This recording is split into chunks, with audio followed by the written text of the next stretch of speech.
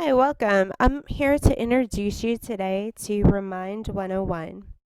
This is something for educators to communicate with parents and students in a way that allows them to have privacy for for all parties involved. So if you don't have an account, you can sign up and we're going to go ahead and log in because I already do have an account and I'm going to show you some examples of how I've used it and some ways you can use it in your classroom. So I'm going to log in. So, how is it that there's privacy involved? Well, instead of having to use your email address or use to send out a mass email or to use your cell phone, you can go ahead and use Remind 101 website. Sometimes teachers and librarians are not able to always get to their information, so this is another way to do it. So I first found out about Remind 101 because my principal has used it to communicate with staff this year. I was delighted to find out that it was on ALA's best applications for teachers and librarians. So it was actually listed for 2015. So you can see that she has listed things. I um, get mine sent to my cell phone. You can choose, so users can choose how they want theirs sent. I created one for the James H. Baker Library, and um, I went ahead and created some things. So basically, here's some reasons to use it. It's an organizational tool for teachers, parents, librarians, and students. Uh, Research has found that the more that teacher communication increases with parents, that the more that student achievement increases. Um, Parents and students are more connected to cell phones than ever.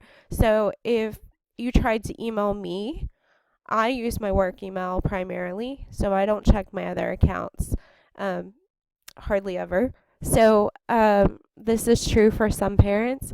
So if they're not at work, they're probably not going to see it. So I know that if you text me on my cell phone, you're more likely to have me reply or have me see it. You can also turn off replies. So right here, you can click on this to change the name. Here's the class code that you can give to anybody and they can sign up. And then to add people, you can click here. And we're going to go ahead and add Darla uh, Mont. And so she wanted to use her email address. She gave it at Parents' Night. And so she was added successfully. So far I have some announcements to the parents. This was generated by Remind 101 and it's to share updates, notes, and more. And this is just to thank them and introduce myself. And that if you can volunteer, we're doing the book fair. So this is something that I wanted them to know. You can add activities. Um, what's great about this is you can create an activity and do it by how you would classify it. So is it for a field trip, a fundraiser, an event, or for item sales? I already created a book fair one for item sales. And these are the people that are notified. And here are the details that I chose to add. I put that calling all parent volunteers. I'm looking for help setting up our annual book fair. If you can come during school hours, please let me know.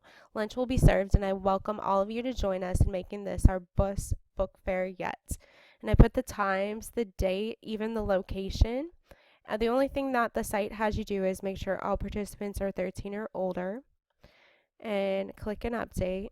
So if I had the email addresses or text message, the cell phone numbers for all of my parents or even all my students, I can send this out as a mass email. You can import emails through a spreadsheet. Here it is for ways to add people, printable PDFs, in-person instructions, or even sharing a link, which is pretty nice. So another thing that you might want to use it for is for small groups.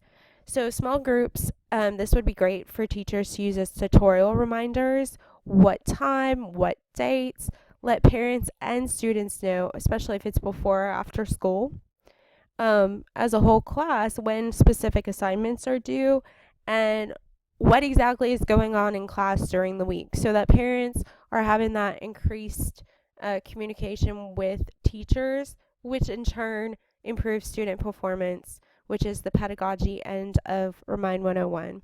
So thank you for joining me for my video. Hopefully this is something you'll use in your class soon. Thank you.